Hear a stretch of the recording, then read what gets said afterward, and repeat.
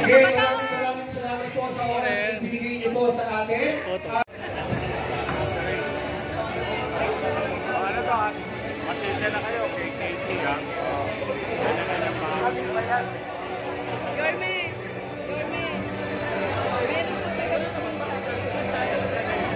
Muli tinatawagan natin si Councilor Yanyan Ibay, Councilor Timothy Oliver Cerca.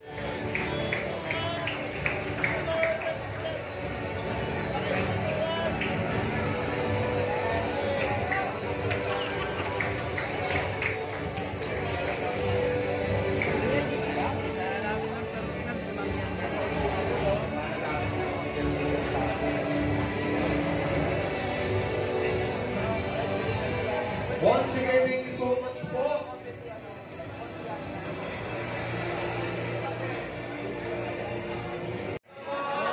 Ano ba? Napagod kayo sa sayaw? Ganun yan.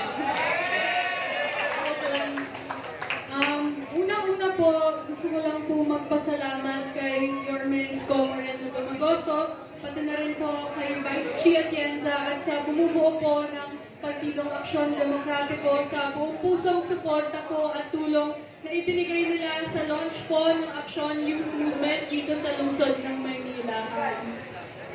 Dream come true ko po ito na naisagawa po natin yung Aksyon Youth ng maayos and mapayapa, and I know na there's more to come and we only go up from here. Diba? Ang trajectory natin ay pataas lang ng pataas.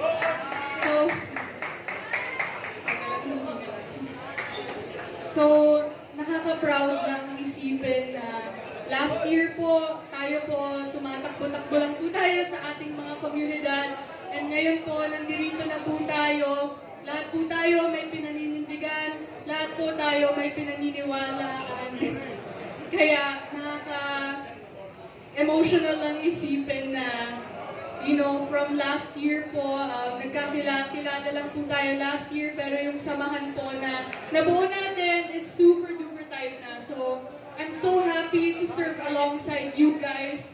And sana po, wag po tayong mapagod sa ating mga constituents po dahil andito po tayo para pataasin lang ng pataasin ang antas ng kabataan. Tayo po ay patuloy na lumalaban upang marinig po ang boses ng ating mga kabataan, ang mga hinaing po ng ating kabataan, kung kaya't wag po sana tayo mapagod sa kanila.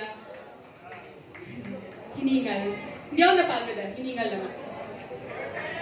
Ayun po, maraming salamat po sa pagtindig. Maraming salamat po sa lahat sa inyo na nandito po dahil kayo po ay may pinaniniwalaan na bilis-kilos ko namin. Salamat po.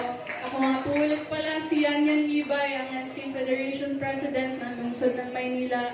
At magkita-kita po tayo sa laban na ito. Ito pa lang ang simula, and mahaba-haba pa ang tatahakin nating landas. Hindi madaling makipaglaban para sa kabataan, pero hanggat nandirito ako, hanggat nandirito tayong lahat, kakayanin natin ito. Maraming salamat.